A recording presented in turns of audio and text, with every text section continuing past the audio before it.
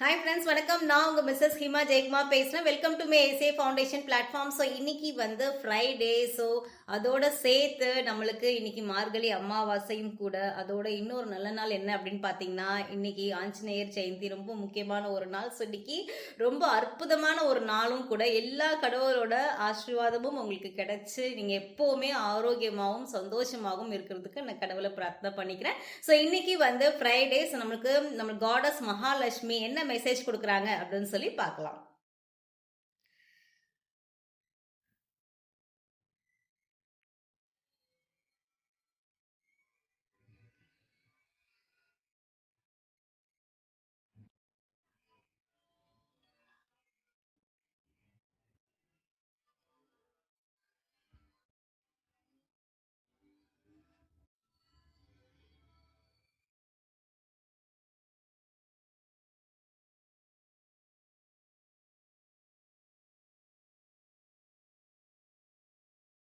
மகாலட்சுமி தாய் வந்து வீட்டில் வாசம் செய்யணும் அப்படின்னு நீங்க வந்து நினைக்கிறீங்களா? ஸோ அப்போ நீங்க இருக்கக்கூடிய இடத்த வந்து சுத்தமா வச்சுக்கோங்க. நீங்க இருக்கக்கூடிய இடம் வீடா இருந்தாலும் சரி, ஆஃபீஸா இருந்தாலும் சரி, அந்த இடத்துல சுத்தமா வச்சுக்கோங்க. சுத்தம் அப்படின்னு சொல்லும் போது அந்த இடத்துல வந்து எனர்ஜிஸ், நிறைய நெகட்டிவ் எனர்ஜிஸ் இருக்கிற மாதிரி இருந்துச்சுன்னா தாயார் வந்து வரதுக்கு கஷ்டப்படுவாங்க. ஸோ அந்த இடத்துல வந்து நெகட்டிவ் எனர்ஜிஸை எப்படி எடுக்கிறது அப்படின்னு சொல்லி பாருங்க.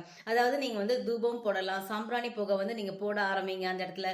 அந்த சாம்பிராணியில வந்து எதெல்லாம் நெகட்டிவ் எனர்ஜிஸை ரிமூவ் பண்ணும் அப்படின்னு பார்த்தீங்கன்னா, உங்களுக்கு வந்து வெள்ளை கடுகு இருக்கும். ஸோ அதை நீங்கள் வந்து யூஸ் பண்ணலாம். இந்த பச்சை கற்பூரம் வந்து நீங்கள் யூஸ் பண்ணலாம். நல்ல வாசனை துருவியங்கள் எல்லாமே நீங்கள் போட்டு அந்த இடத்துல நீங்கள் சாம்பிராணி புகை போட்டு எடுக்கும்போது அதில் மகாலட்சுமி வந்து வாசம் செய்வாங்க. ஸோ எப்படி இது வராங்கன்னு சொல்லி பாருங்க. நீங்கள் உங்களுக்கு அது தெரியும். நீங்க அவங்கள வர வைக்கிறதுக்கு என்ன பண்ணணும் அப்படின்றத நான் சொல்லிட்டேன். ஸோ அதை நீங்க வந்து செய்ய ஆரம்பிங்க.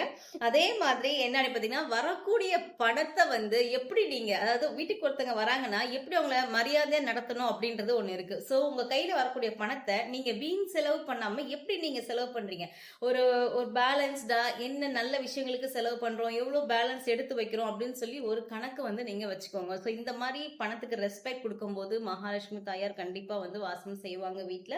அதே மாதிரி நெக்ஸ்ட் என்ன பார்த்தீங்கன்னா, வரக்கூடிய ஒவ்வொரு சின்ன சின்ன பணத்துக்கும் நன்றி விசுவாசம் வந்து இருக்கணும், கிராட்டிடியூட் இருக்கணும், சந்தோஷம் இருக்கணும், அதுல ஹாப்பினஸ் இருக்கணும். உங்ககிட்ட வரக்கூடிய பணத்தை வந்து நீங்க எப்படி வாங்கணும், குபேரர் ஐயா வந்து அவங்க எப்படி கொடுக்கும்போது நீங்க எப்படி அதை சந்தோஷமா நீங்க வாங்கணும் அப்படின்னு சொல்லி பாருங்க. எந்த அளவுக்கு ஹாப்பியா இருக்கணும்னு.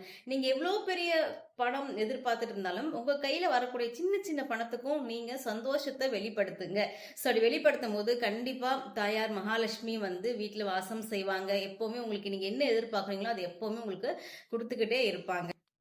இப்போ நான் சொன்ன விஷயம் உங்களுக்கு புரிஞ்சிருக்கும்னு நினைக்கிறேன். ஸோ இதை ஃபாலோ பண்ணுங்க. தேங்க்யூ.